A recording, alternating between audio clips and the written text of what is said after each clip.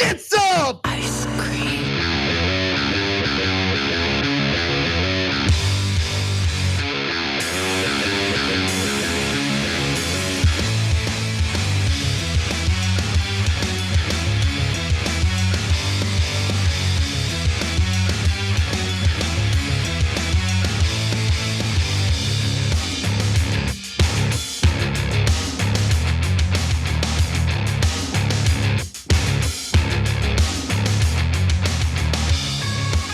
What's up, everyone? Welcome to TYT. I'm your host, Anna Kasparian, and I am sad to report today that we don't have a lot of light news stories in the rundown today. It is a heavy news day.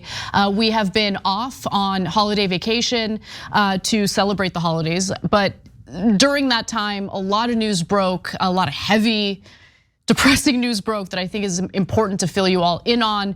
But I promise it will be a good show. It will be an informative show. And later on in the first hour, Cenk Uygur will be joining us to give us updates on his presidential campaign. As you all know, he's running in the Democratic primary. It is a long shot campaign, but nonetheless, his objectives with this campaign are important, including fighting for the ability of naturalized citizens to run for president in the United States, so they're no longer treated as second-class citizens. So we'll get to that later in the second segment of this hour.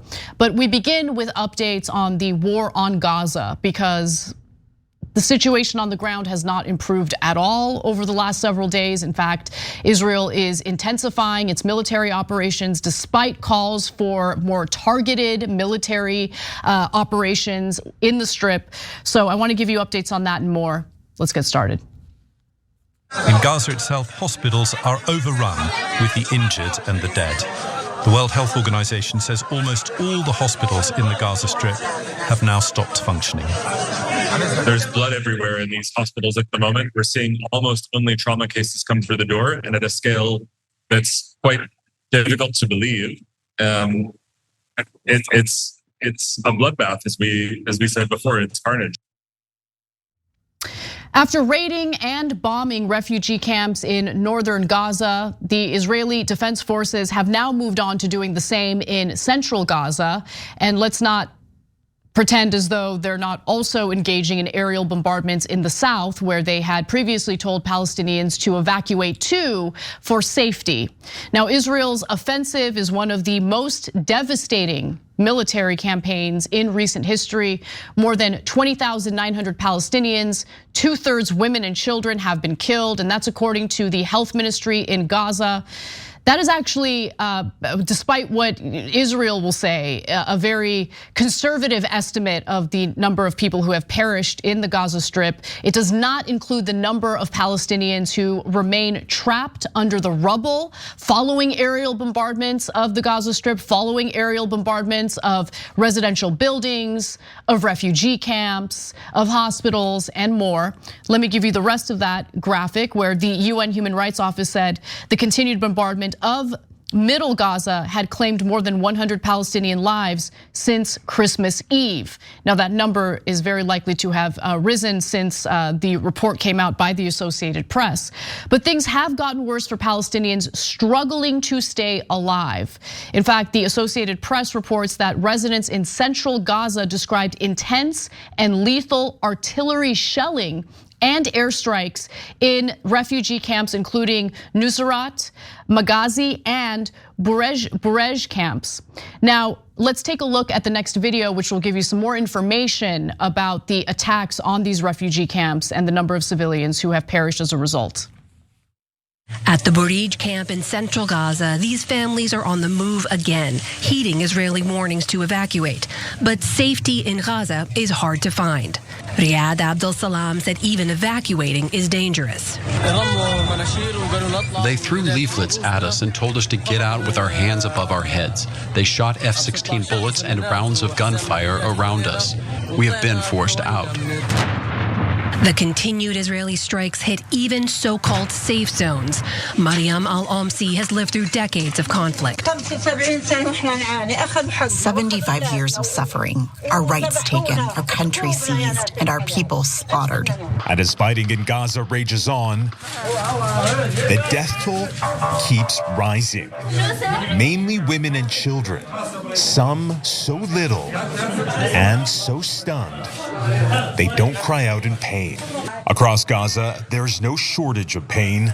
This boy cries out for a loved one and gives a final kiss goodbye. The footage toward the end of that video absolutely broke me this morning. I don't know how anyone can see these scenes and think, no, this is totally justified. This is totally okay. And no place in the Gaza Strip is safe. As you heard in that video, they're also doing aerial bombardments of the south, and Israel has taken complete responsibility for that with absolutely no remorse. In an area Israel had declared a safe zone, a strike hit a home in Mawasi, a rural area in the southern province of Khan Yunis. One woman was killed and at least 8 were wounded, according to a cameraman working for the Associated Press at the nearby hospital. In response, Israel's military said that it wouldn't refrain from operating in safe zones if it identifies terrorist organization activity threatening the security of Israel. And according to Israel's far-right government, everyone in the Gaza Strip, every single Palestinian has been radicalized. So in their eyes, every single person living in the Gaza Strip is a target, is a threat to Israel's safety. And you're gonna hear from spokespeople from Netanyahu's government making that claim in just a moment. Now, many of the Palestinians being told to evacuate had already evacuated from the north to the south, hoping for safety, and that is not what they got. The Israeli military ordered residents to evacuate a belt of territory the width of central Gaza, urging them to move to nearby Deir al-Bala. The UN Humanitarian Office said the area ordered evacuated was home to nearly 90,000 people before the war, and now shelters more than 61,000 displaced people, mostly from the north. But again, as we know, even they're not safe, even though they went to this area for safety. Israeli Prime Minister Benjamin Netanyahu also continues to humiliate the American government as the Biden administration continues to claim that they are urging Netanyahu's government and the IDF to do something to minimize the number of civilian casualties and engage in more strategic and targeted strikes against Hamas. And the AP notes that Netanyahu continues to mock the United States on the international stage, essentially embarrassing our government, embarrassing the American people. Netanyahu said the military was deepening the fighting.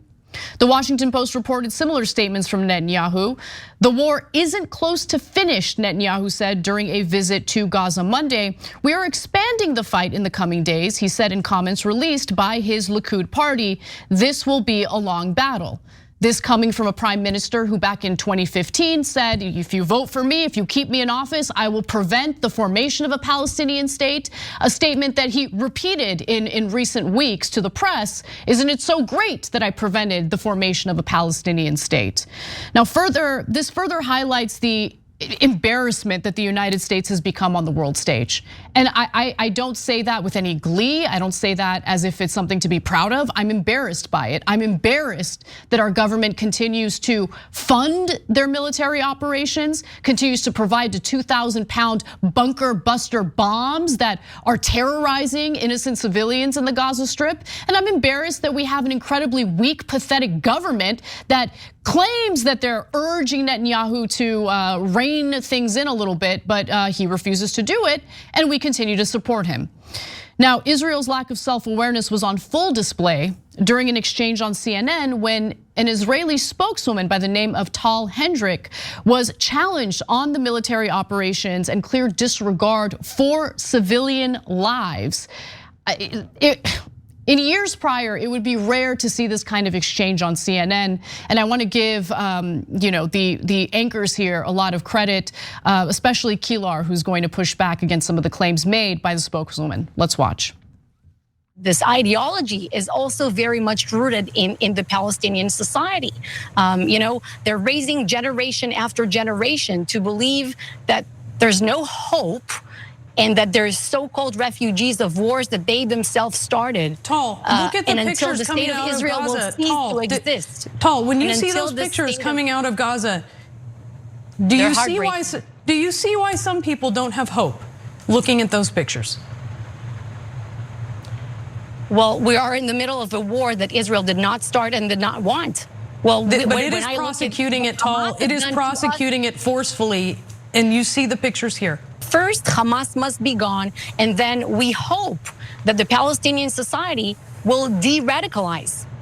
And we can't have, what our troops are finding right now on the ground in certain neighborhoods in Gaza, pictures of children, women with guns, Hamas uniform tailored for children, and a Hamas terrorist that we have arrested just admitted on record. Does that make the children? Does that make the children justifiable enemies to you?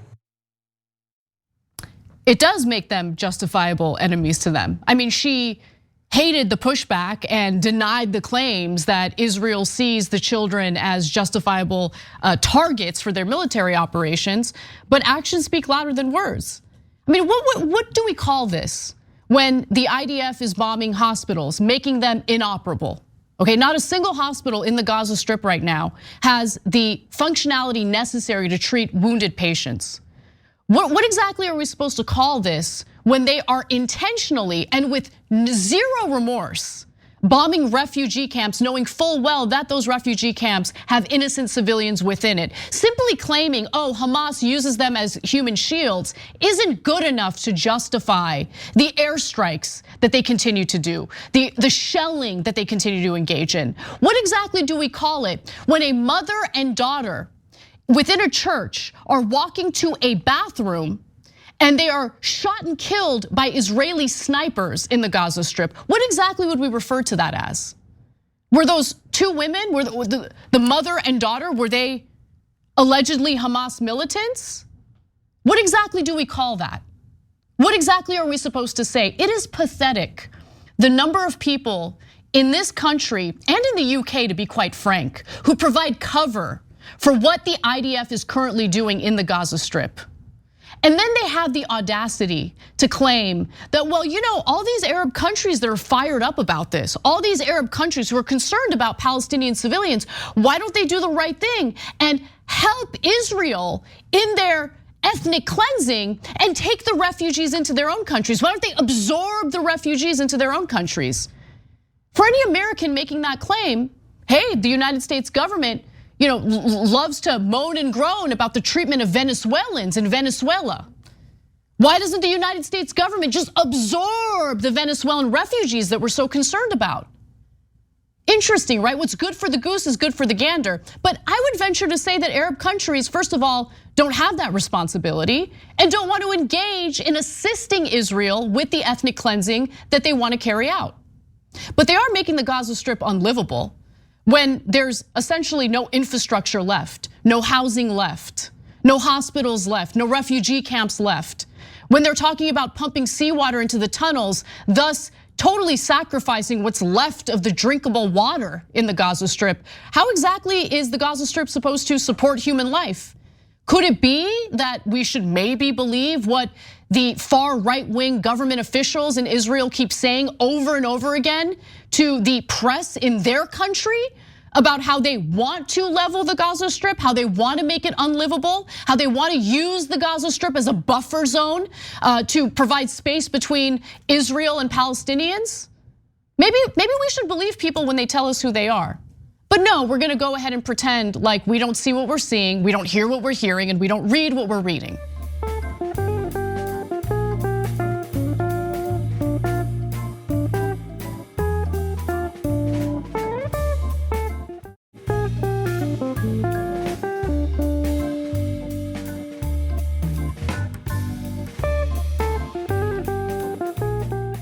Anyone who dares speak out against what Israel is carrying out is deemed anti-Semitic. We've heard it over and over again.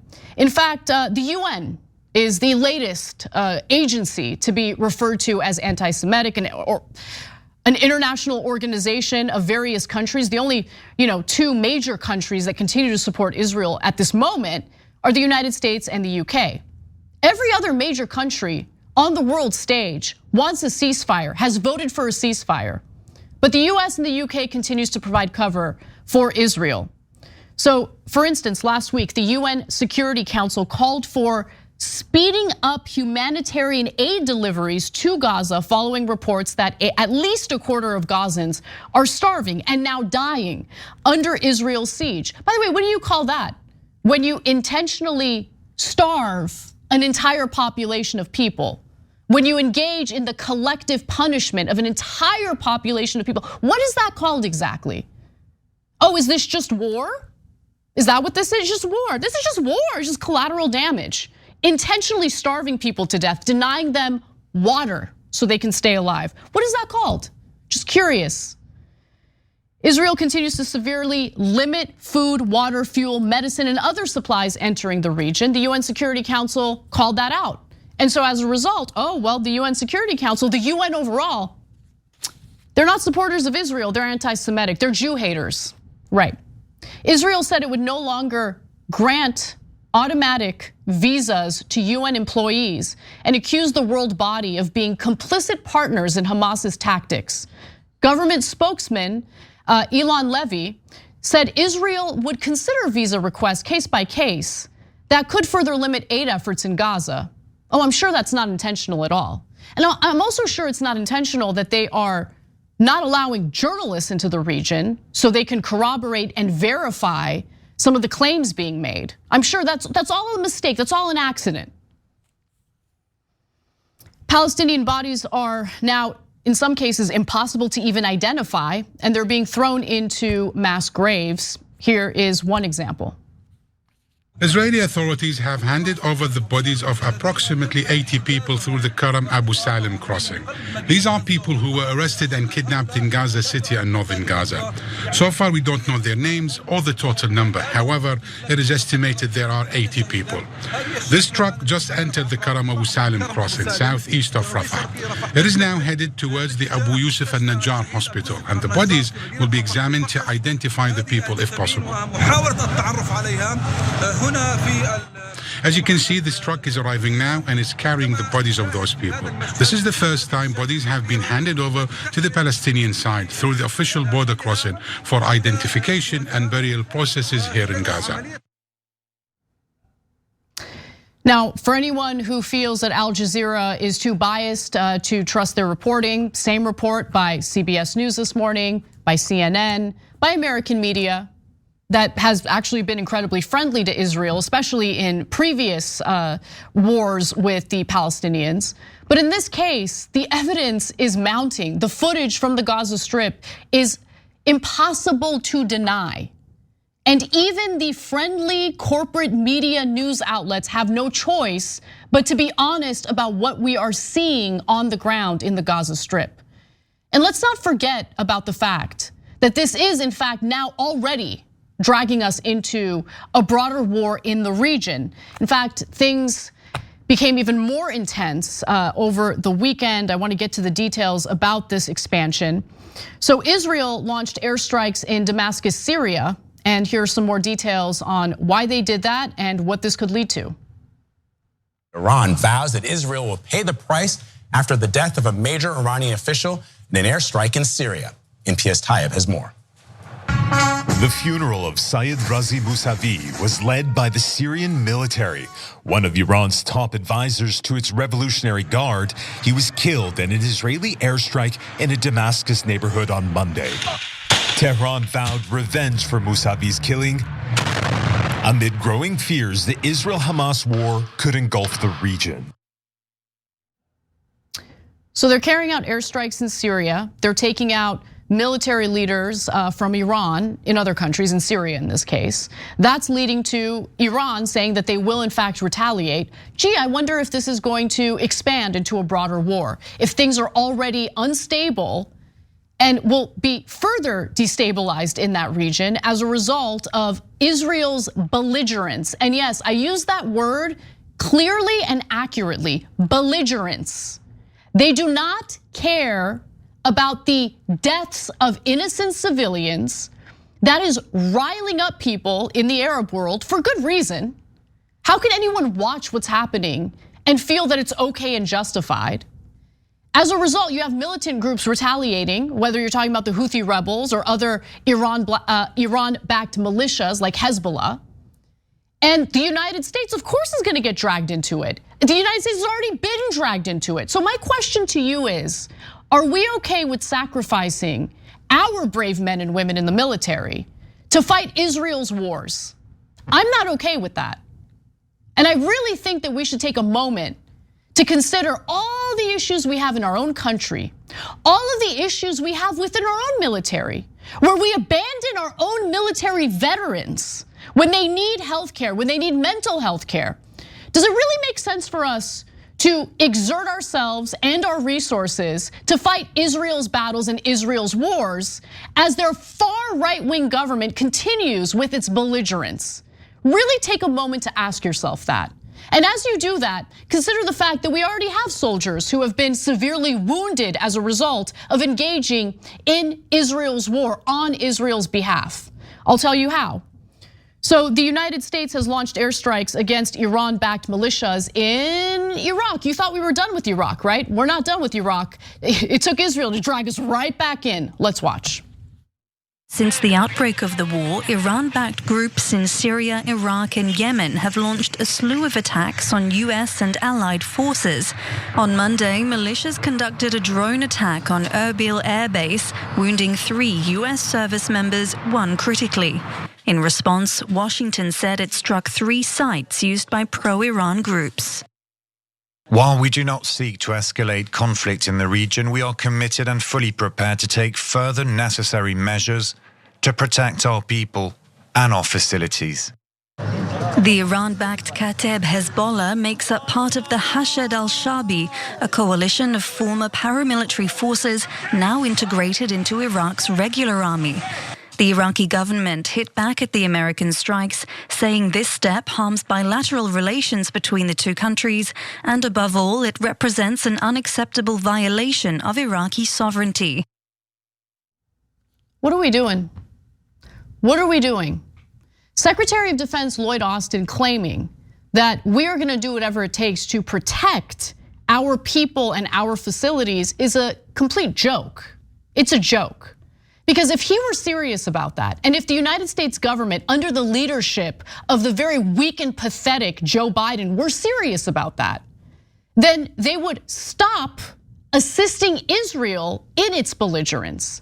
They would stop providing the weaponry and the funding for Israel to carry out their barbaric acts in the Gaza Strip. But they're not doing that, are they? Oh, don't worry, Biden's wagging his finger. Hey, Netanyahu, please, please, please be a little better, please. Pathetic, embarrassing. We are a laughingstock on the international stage. Absolutely embarrassing. And to sacrifice members of our own military to do this, to destabilize the region on behalf of Israel, I think is incredibly shameful. Incredibly shameful, especially since we're doing it on behalf of a government that is led by a man who propped up Hamas, who funded Hamas, who consistently brags about how he prevented the formation of a Palestinian state. Benjamin Netanyahu did all of that. And we are spending our resources and sacrificing our soldiers on behalf of that government. No thanks. We got to take a break. We'll be right back.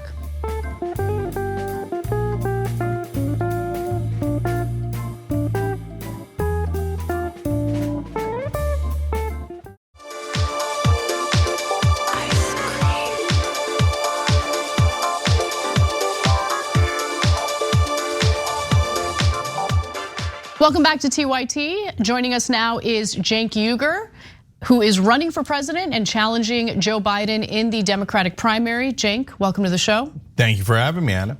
So I wanted to have you on to give us some updates on how your primary campaign is going. There was a lot of drama with some states refusing to allow you on the ballots. We're gonna get to that in just a moment, but there was also some good news in regard to states that will allow you on their primary ballot. So tell us about the states that have decided to do the right thing here. Yeah, so much bad news, I forgot that there was good news. You're right. Texas, Oklahoma, Vermont, Minnesota, and they said it wasn't possible. Okay, so 4 states. 4 states so far and counting, and And look, seriously, a lot of people thought, oh, you won't be able to get on a single state. You're not a natural born citizen. I know we're going to talk about our lawsuit in a minute, but they were wrong. They were wrong about the process. They're wrong about how you get on ballots, and they're wrong about the constitutional issue. People who are like amateurs online think that they know everything because of 8th grade. You just don't.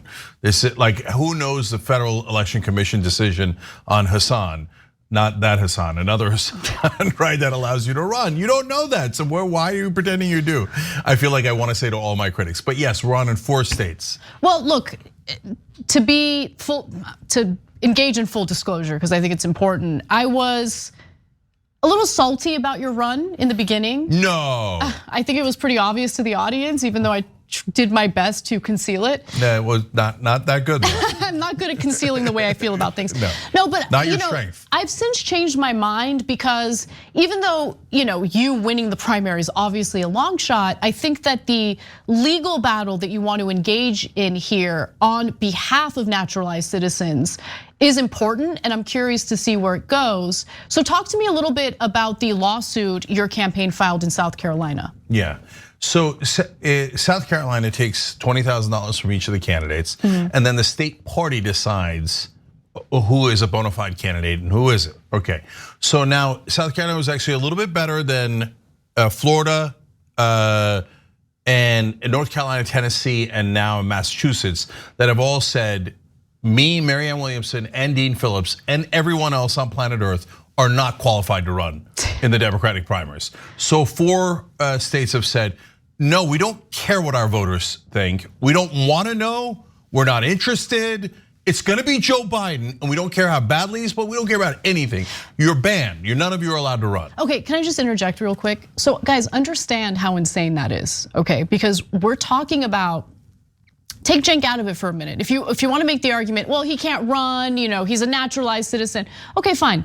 But what argument are you going to make in regard to Dean Phillips and Marianne Williamson also being barred from the primary ballots in these states? So look, I don't know if we'll have time to talk about my experience running because it's so interesting, and I've got more comments about Marianne Williamson and Dean Phillips than I do about myself, because the way that the press has treated them is revelatory. It shows you exactly what the press is about, but it also shows you what the Democratic Party is about. So Dean Phillips is a sitting US congressman. If he runs for his re-election in his congressional district, the Democratic Party loves him, and he's a beloved incumbent, and that's how he was treated his whole life, right? Or at least since he's been involved in politics. But the minute he runs for president, he's persona non grata. And you're not allowed to challenge Joe Biden, and you're not even allowed on the ballot as a sitting US congressman. That's insane. And then Marianne Williamson ran last time, was in the debates last time, and has been polling higher than anyone outside of Trump, Biden, and DeSantis the entirety of the election, and not allowed on the ballot. It's insane. In those 4 states. So 4 states have banned everybody. 4 states have allowed everyone, including myself, right? There's a lot of states left to decide. And then there are the states like South Carolina where only I've been banned. And so in South Carolina, to answer your original question, they said, we're not gonna give you the $20,000 back. So we're ripping off little old ladies who donated to your campaign. And we've made a constitutional decision that you're not qualified because what, your constitutional law scholars? No, they're not. They don't know anything, right? But I get it. Okay, fine. You made that decision, no problem. That allows me to bring it to court and challenge your decision, which is exactly what we're doing. So we're doing it on core constitutional grounds. So I've talked to you before about the 14th Amendment. And if you get into the details a little bit more, we're making a case that the 14th Amendment explicitly repealed the natural born citizen clause because it is the only natural and born and naturalized are only mentioned in the Constitution in those 2 places. Must be a natural born citizen, then the 14th Amendment says, no, born or naturalized, you have due process and equal rights, okay? So we think, and we make an excellent case for other court cases that show that amendments are explicitly repealed without saying, oh, by the way, we are repealing that part of the amendment. In fact, the 14th Amendment repeals the 3/5 clause that black people are 3/5 and never mentions it. So, but it is still considered an explicit repeal of it. And then we have a great case for an implicit repeal. I don't want to get too deep into the weeds on the legal issues. We have an excellent case for a First Amendment issue, not only for me, but a South Carolina Democratic voter who's a supporter of mine has joined the case. Oh, wow. And now we are suing together, and he's saying, how about my First Amendment rights? You're not letting me vote. You're taking my voice. This is the person I want to vote for, and you're not letting me do it. I have rights. And that's important because in order to make this case, you need standing in South Carolina. And you have a voter who's making the case that he wants to support you and isn't given an opportunity in a country that's supposed to have a democratic process in place. Right, and of course I have standing because I'm a bona fide candidate running for office and they're not letting me, right? And so we both do. And then the last issue is the Civil Rights Act of 1964. That doesn't affect whether you could be president, but it affects whether you should be on the ballot or not. And it very, very clearly says you cannot discriminate based on national origin. So now whether you can discriminate in terms of serving as president is a constitutional issue the courts are gonna settle. But even if we win that small part of the case on the Civil Rights Act, that means that any naturalized citizen can run. Okay, and guys, last thing on this, Anna, when the better that I do, the better that any of these candidates do, it makes the Supreme Court's job harder if they're gonna say, no, we're gonna discriminate, because then they have to say, we're not only discriminating against Cenk, but we're discriminating against all the people that wanna vote for him. And that is an interesting argument. It's the other thing that I'm curious to see is how the Supreme Court, if they do take this up, how they are going to decide the case, because we're talking about Supreme Court justices, most of whom are conservative and believe in the literal interpretation of the Constitution, just interpreting it based on the plain language of the Constitution. And the plain language, based on the way you're interpreting it, is the way that I would assume the Supreme Court would interpret it, right? Look, if I love that they have that principle of plain meaning of the law, okay? Because there's no argument at all for the other side if you're looking at plain meaning. It says all persons born or naturalized have due process and equal protection. There's no ands, ifs, or buts about it. In fact, if you wanted to write a repeal of the natural born clause, this is almost exactly how you would write it. And I'll put it in layman's terms. If you put in an amendment in the Constitution that said, you're not allowed to eat donuts, okay? And they meant, oh, we didn't mean that. We meant you're not allowed to carry a switchblade. But you wrote, you're not allowed to eat donuts. Plain meaning, you're not allowed to eat donuts. It's over, sorry. That's what the words mean, words have meaning, right? And in this case, it is super clear, it is super explicit. There's no question about it at all. Naturalized citizens have the same exact rights. And in fact, the Supreme Court has ruled that way, just not on the presidential case. So honestly, I don't even understand I know, I get it. There's lots of law professors who are like, well, no, that's, if equal doesn't really mean equal. And they're like, well, what about, for example, your age? You have to be 35, does equal mean that? But it didn't say anything about age. It said naturalized, equal. Again, you almost couldn't write it any better if you were trying to repeal that section of the Constitution. And it doesn't matter because it's the absolute plain meaning of the language. So let's move on to a poll that your campaign commissioned. The results, to be quite frank, were not that surprising to me, given the polling, the average of polls that show how vulnerable President Joe Biden is if he runs head to head with Donald Trump. So tell us what the results were, what you asked likely Democratic voters. And I also want to talk a little bit about an Associated Press NORC poll that asks likely voters how they feel about the primary process. But let's start with the poll that your campaign commissioned. We only asked 3 questions because we don't have a lot of money. Okay, all right. But we need to do a sample size that was significant, and we need to do it with a polling organization that people would trust. So we went with YouGov, did 1,200 people, so that's what a normal presidential poll does. So we basically, but we only asked 3 questions. So one was me versus Biden head to head, and that's 83 to 17. So I get 17 points head to head with Biden. Now, but I'm honest, I'm not a normal politician. Like, you don't get to go head to head. That's not really how it works. There's other people in the race. And when there's other people in the race, I don't do nearly as well as 17, okay? Now, but having said that, that shows you incredible weakness on Biden's part. I would have gotten 0 against Obama. Absolutely 0. Okay, true. And so I'm getting 17 points in a head-to-head matchup against Biden. Okay, and that's with no mainstream media coverage, literally 0 mainstream media coverage. Okay, so now when you go to, and then we asked with everybody involved. And the third question, the only one we had left, I decided we're gonna ask: are you worried about the chance of Biden winning, or are you worried about him losing to Trump, right? Basically, and 77% of people said, Democrats, not average person, Democrats and leaning Democrats said yes, concerned. And I'll break it down for you real quick. It's 27% said very worried, 25% said somewhat worried, and 23%, I'm sorry, another 25% said slightly worried. So giant numbers of Democratic voters going, we're really, really worried that this guy's not gonna win. Who's this Cenk Uygur guy? Yes, 17 points. Wow. 17 points for Cenk Uygur, which they've never heard of in mainstream media. Well, I mean, look, Biden believes that he is best suited, the best possible candidate to beat Donald Trump. So if he believes it, shouldn't we just go along with him? Well, if you live in Washington or New York and you're a mainstream media figure or a regular politician, you go, of course, we bow our heads to the dear leader. Numbers and facts don't matter at all. Like, I mean, look, guys, he's at polling at 34%, right? That's no one has ever polled out low and won, no incumbent in the history of the United States of America in federal elections. If you want to bury your head in the sand, you can choose to do that. But so this guy's gonna pull off the most miraculous comeback in American political history. If you believe that, okay, but you're nuts. He's down to 24% with independents. Absolutely no chance of winning. And we're flat out choosing to lose, and to of all people, Donald Trump. This is total insanity.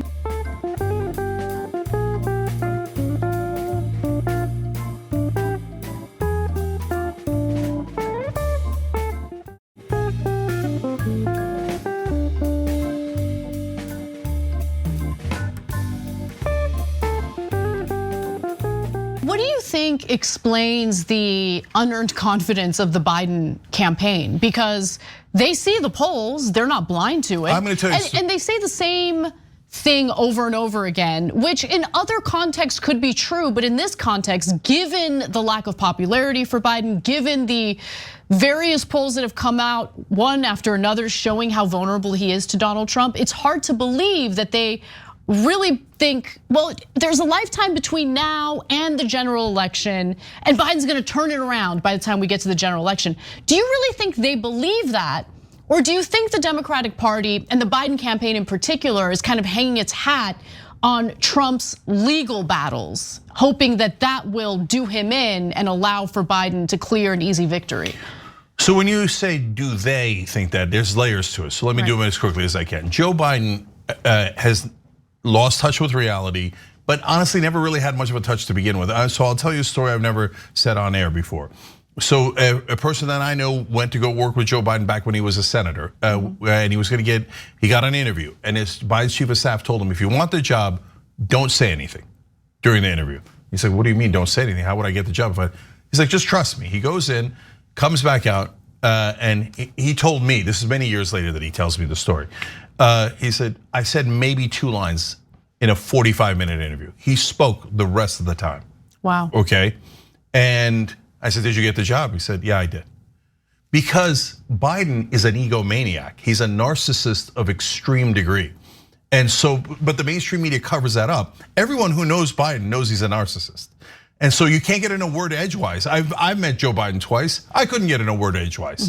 He loves the sound of his own voice. So if you tell him, Joe, you really can't do it. He's like, no way, I'm the greatest person, greatest politician that's ever lived. Of course I could do it. Seems like I'm the only one who could do it. Let's relax for a second. It seems like a bit of an exaggeration given like Biden's the guy who's like, squints into the camera and is barely able to get a sentence out. I hear you. He probably wouldn't say it with the same style. Right. But having said that, the one place where he gets animated when it's about him.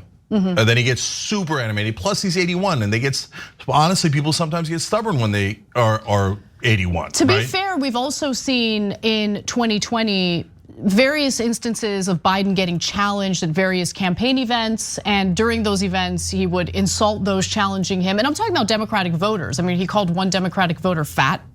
Yeah. He gets really cranky if you touch his pride. Right. Okay. So now the second layer is people who are his enablers. And so half of them know he's going to lose and half of them don't. The ones that don't are like, oh no, we're gonna make a comeback. And he's not that far down, and polls don't mean anything. They have all of these excuses. They go through them one by one to delude themselves. He's the only one who's ever beaten Trump. Well, what does that mean? That doesn't mean anything. The Steelers beat the Cowboys back in the 1970s. That doesn't mean a goddamn thing. How are they doing today, right? But they get themselves to believe, and their number one problem that for them is they think, well, every election is 50-50 now. No, he's losing every single swing state. If this keeps going, he's gonna get beyond the swing states and lose other states. We're in landslide territory.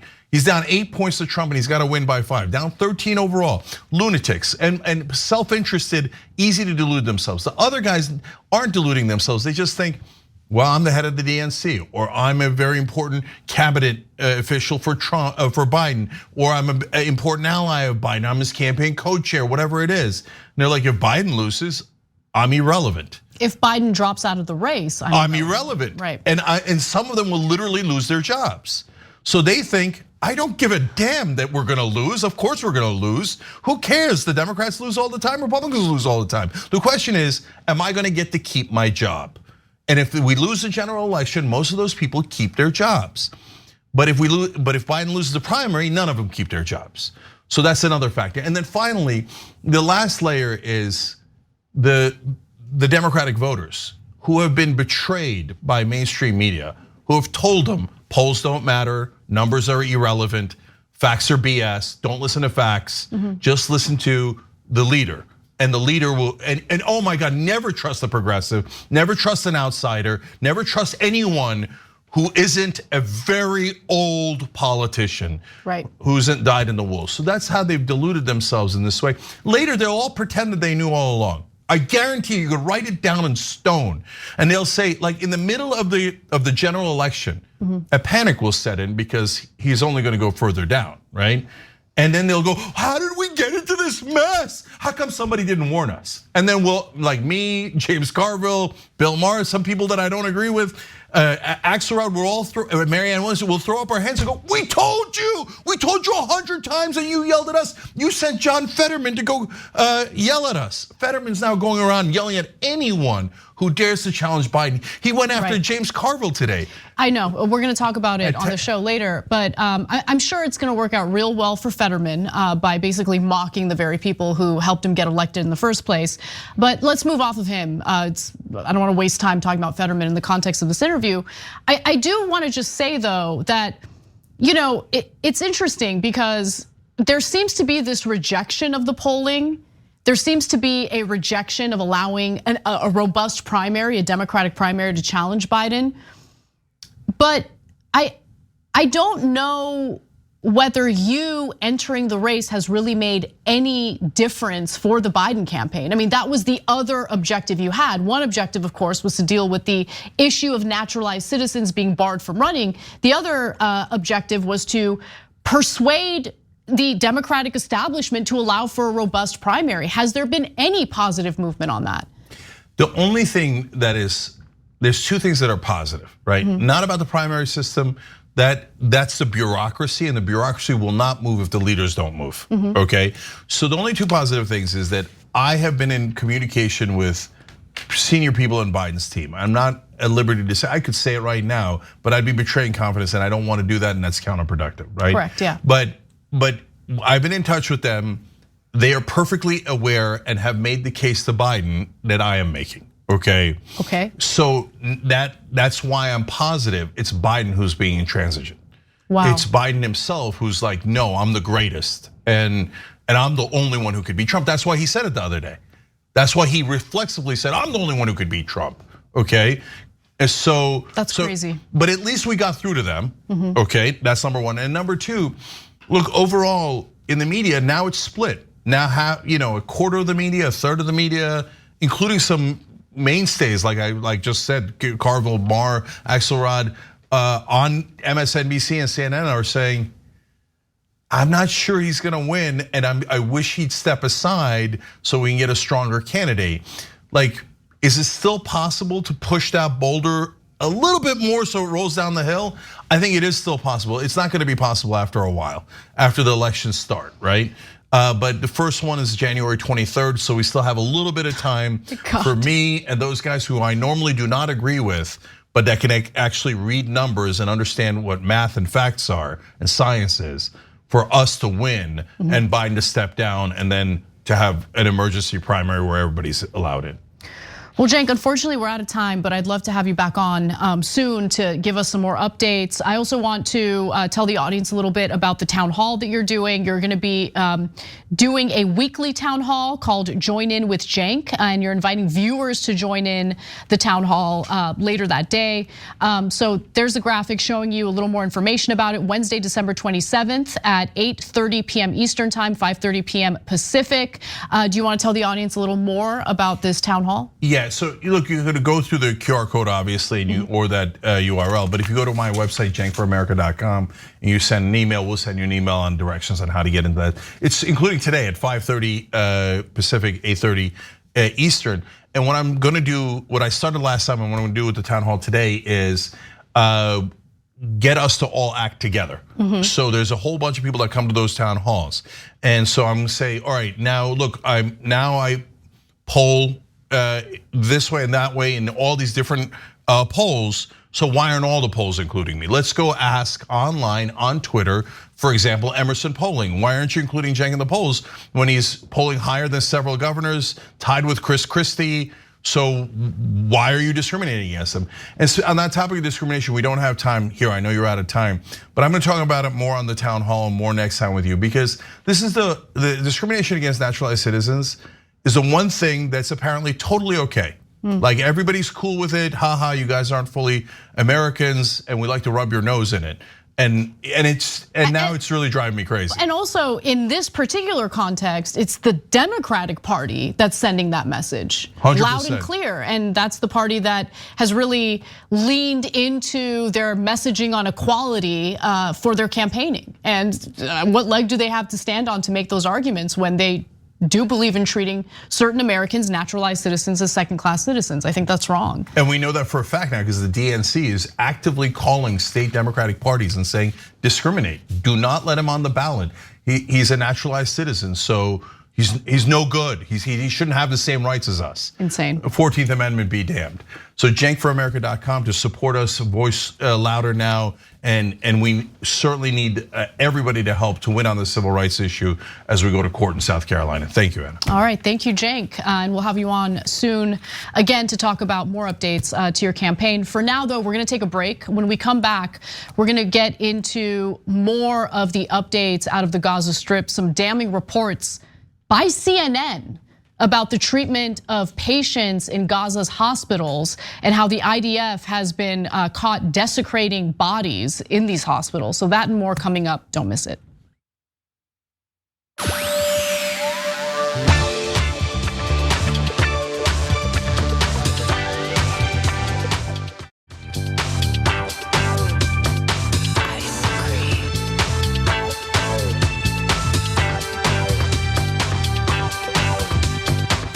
Welcome back to the show, everyone. Unfortunately, our next story is no lighter from the first story that I covered in regard to updates in Gaza. I'm gonna just give you a warning ahead of time. This story is so graphic, explicit, difficult to report on, difficult to hear. So if this is something that you might have trouble listening to, just want to give you that warning ahead of time. But with that said, there was a pretty damning report from CNN in regard to Israeli Defense Forces and their treatment of Palestinian patients in a specific hospital in the Gaza Strip. I want to share that report with you right now, so let's do it.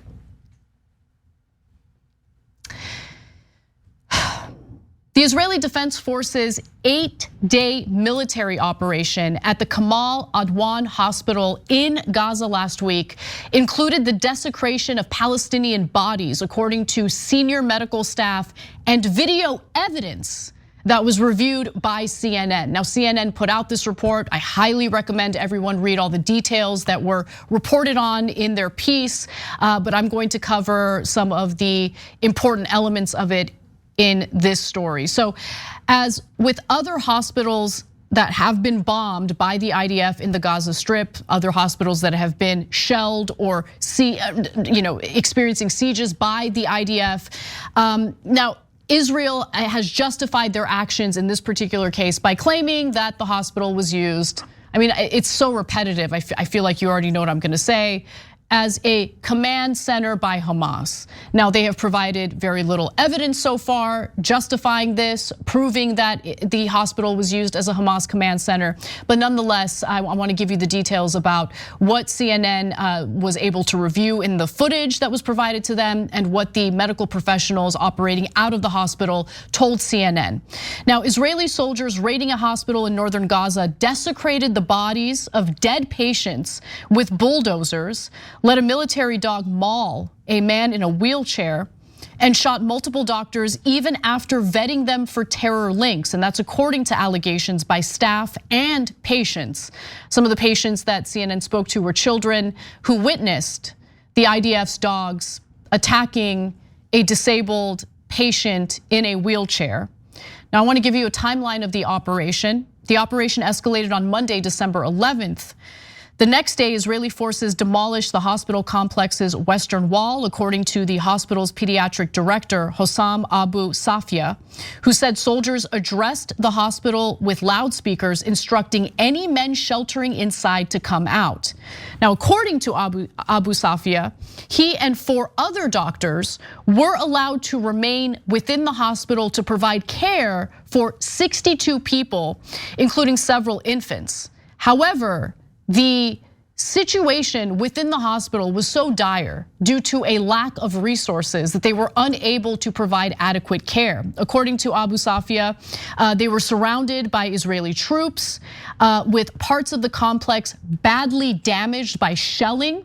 There was no care that he could offer, he said. The hospital was out of food, out of water, out of electricity, and milk for children, and hardly had any medicine left to provide adequate care to the remaining patients. Now, one of the nurses, Nurse Asma Tanish, recalls begging for water to no avail, she said. Israeli troops were half a meter away from us and surrounding us in the courtyard.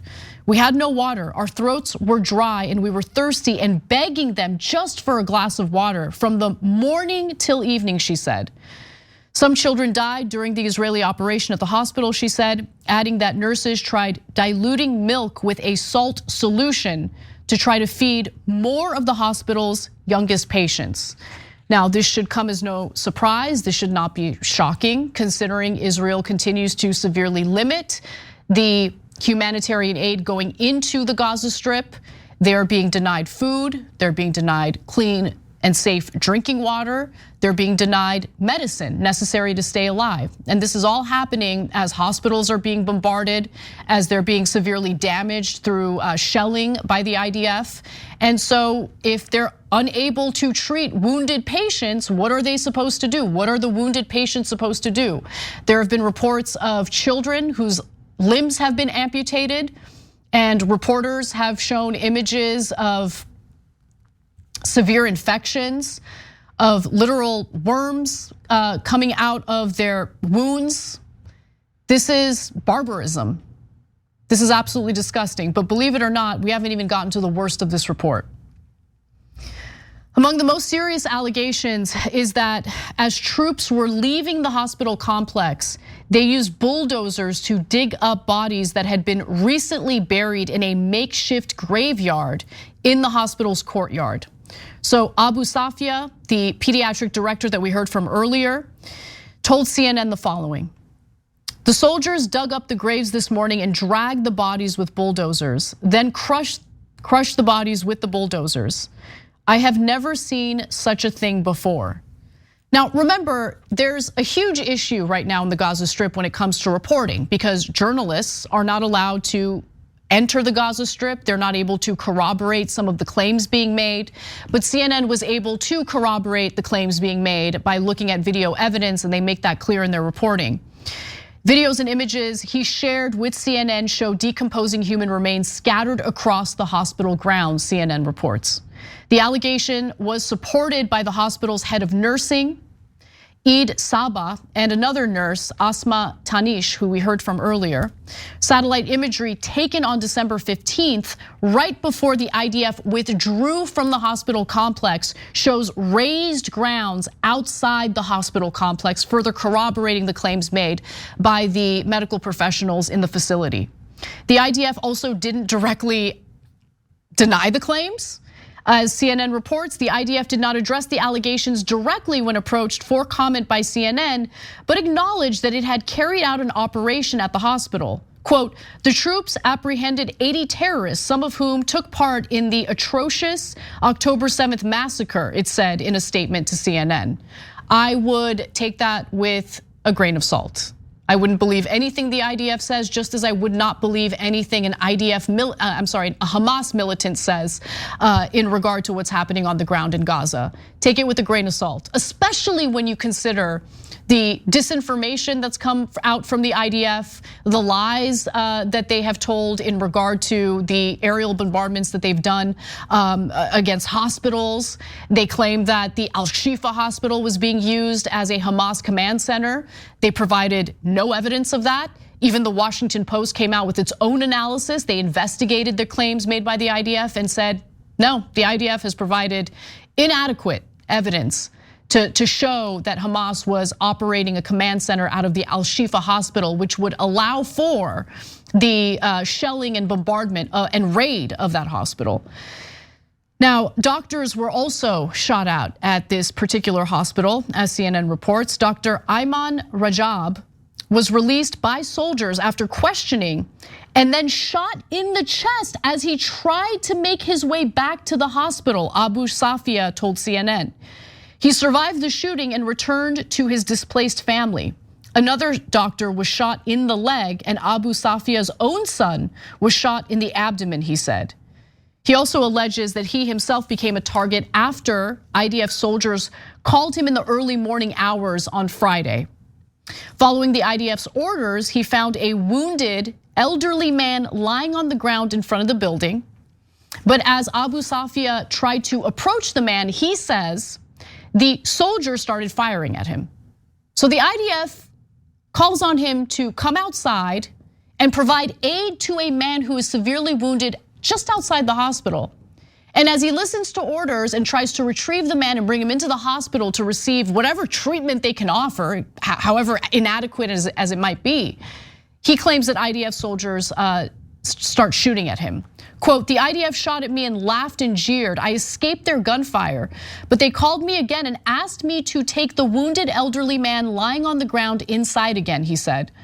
He finally brought the man inside, but it was too late. The man could not be treated in the hospital due to lack of medical resources and later died from his injuries, Abu Safia said. Now, for me, the most barbaric allegations have to do with the IDF sicking their dogs on patients within the hospital. And these claims were corroborated by children who are patients within the hospital. So apparently in another instance, Israeli military dogs wearing cameras were sent into the hospital for reconnaissance, and that's according to Abu Safia. One of the dogs attacked and mauled a wheelchair-bound elderly man before being called off. The man screamed in pain. Children and women cried from the horror of the scene.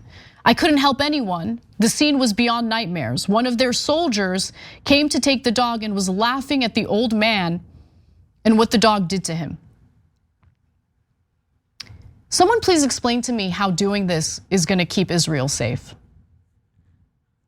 Someone please explain to me how carrying out these atrocities is somehow going to assist Israel on the international stage. There is a good reason why the international community, with the exception of the United States and the UK, are demanding a ceasefire. Absolutely demanding investigations into the atrocities committed by the IDF and the Israeli government. See, the United States, I don't know what the issue is with the UK. Okay, I don't know what persuades politicians in the UK to follow along with the United States, but I know what motivates politicians in the United States. I know what motivates pathetic, weak politicians like Senator John Fetterman in the United States, they're terrified of AIPAC. They're terrified of the Democratic majority for Israel. They're terrified of these lobbying groups who will target you and who will try to destroy your political career if you have the audacity to call on Israel to stop their atrocities in the Gaza Strip. That's what's motivating this. The fact that the US is providing cover for what's happening is so incredibly shameful. Why is the UK going along with it? But anyway, let me get back to this. The claims about the wheelchair-bound elderly man being attacked by an IDF dog were corroborated by children receiving treatment in the hospital, including one child who was receiving treatment for a broken leg. Imagine being a child. Okay, you're surrounded by death and destruction. And as you are in a hospital, a place that you're supposed to feel safe, you witness a military dog attack a wheelchair-bound elderly man, a vulnerable individual who is unable to defend himself. The Israelis let dogs come and attack us. They tortured us. They were shooting toward us. Nights were horrific. We never had sleep since we came here. They let dogs attack an old man. It kept biting him. By the way, the IDF couldn't be bothered to address these claims. Interesting. I mean, if these claims were being made against me and I didn't do it, I wouldn't hesitate to deny it, but that's not what's happening here. The IDF did not address those claims in its statements, but said its operation around the hospital was targeted on Hamas. Targeted on Hamas. Sicking military dogs on elderly men in wheelchairs. Totally targeting Hamas. Yeah, we should totally take what they're saying at face value. You know, the same military that shot and killed Abu Akleh, an Al Jazeera journalist, using sniper fire, and then denied it until multiple investigations proved that the IDF had done it. The same IDF who, put out a fake recording of so-called Hamas militants that proved, that Hamas was responsible for a mislaunched rocket that hit a hospital in Gaza. Turned out that was completely bunk, completely fake. I mean, so let's get to the IDF's evidence of this hospital being used as a command center for Hamas, okay? So, evidence of military activity or militant activity at the Kamal Adwan hospital, according to the IDF, included numerous weapons, just like at Al-Shifa. You got some AK-47s. I mean, the existence of AK-47s is not indicative of a command center, of like a headquarters for a militant group. But they say, look, we found AK-47s. We found RPGs, explosive devices, Hamas commando military equipment, technological equipment. We're supposed to take this at face value, by the way. They didn't provide evidence of that. They're just saying that's what they found. But as CNN makes clear, the presence of weaponry or wounded combatants at a hospital does not necessarily make it a legal military target. Now, there are international laws. Israel, with the help of the United States government, has done a great job in dismantling the credibility of those laws. So let's just be clear about that. Now I hear international law and I can't help but laugh at that, because clearly international laws don't matter at all when you have the world's largest military power, the United States, providing cover for Israel as it breaks international laws. Okay, so I just want to make that clear. But as CNN notes, Article 19 of the Geneva Convention states that the fact that sick or wounded members of the armed forces are nursed in these hospitals, or the presence of small arms and ammunition taken from such combatants which have not yet been handed to the proper service, shall not be considered to be acts harmful to the enemy. So in other words, if we were even to take the IDF at face value when they say that they found these weapons, that still is not enough to justify attacking a hospital. Hospitals are supposed to be safe places for civilians. The bar is much higher if you want to attack a hospital. But as we know, every single hospital in the Gaza Strip has been attacked by the IDF. None of them are functioning properly. None of them have the resources to provide adequate care to wounded Palestinian civilians. I'm sure that's all an accident. I'm sure none of that was done on purpose. I'm sure severely limiting humanitarian aid, meaning water and food necessary for human survival, is all an accident. It's all an accident. Right, okay. And the guns that they also, shared some images of people holding weapons. I want to address that as well. So the IDF last week also released photos and videos showing young men holding guns in the air, militants handing in weapons after their surrender from Kamal Adwan Hospital, it alleged. But the staffers interviewed by CNN said the men were actually civilians sheltering in the hospital after being displaced from other parts of Gaza. We told them there weren't any resistance fighters in the hospital and no one listened to us, Tanish, the nurse, said. The guns that they were pictured with had actually belonged to security guards who had been guarding the hospital, and that's according to Abu Safia. And here's what he had to say. I saw with my own eyes that the army asked the displaced civilian youth and the medical team to carry the weapons of the security guards that were left in the hospital guard room, and they took pictures of them in front of me. And then they dispersed that as evidence to justify attacking the hospital. That's what's being alleged here. Now, if you don't want to believe the actual doctors operating out of the hospital and you want to believe the IDF instead, the same IDF that has carried out atrocities that have been proven in the Gaza Strip, I guess that's your decision to make. But again, every single hospital in the Gaza Strip has been targeted and attacked by the IDF, and they make the same claims every single time they target a hospital. Every single time. Oh, it's a Hamas command center. Hamas uses civilians as human shields. I mean, again, I've made this analogy before, but if family members belonging to an IDF soldier were taken at gunpoint and were used as human shields by Hamas, would they be willing to shoot through their loved ones to take out the Hamas militant? I mean, they've been clear about how little they care about the Israeli hostages that remain in the Gaza Strip. Who knows how many of them are alive at this point?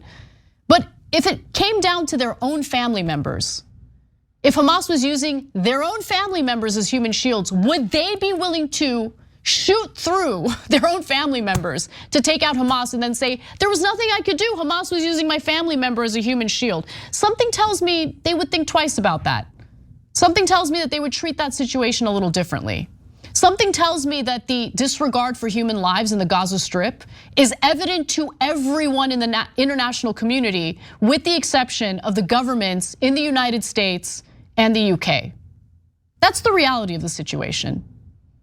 This is barbaric behavior at a time when the Prime Minister of Israel keeps framing this war as a war between civilization and barbarism. Who's carrying out the barbarism? It looks like the IDF to me. We got to take a break. John Iadarola will be joining me for the second hour. Don't miss it.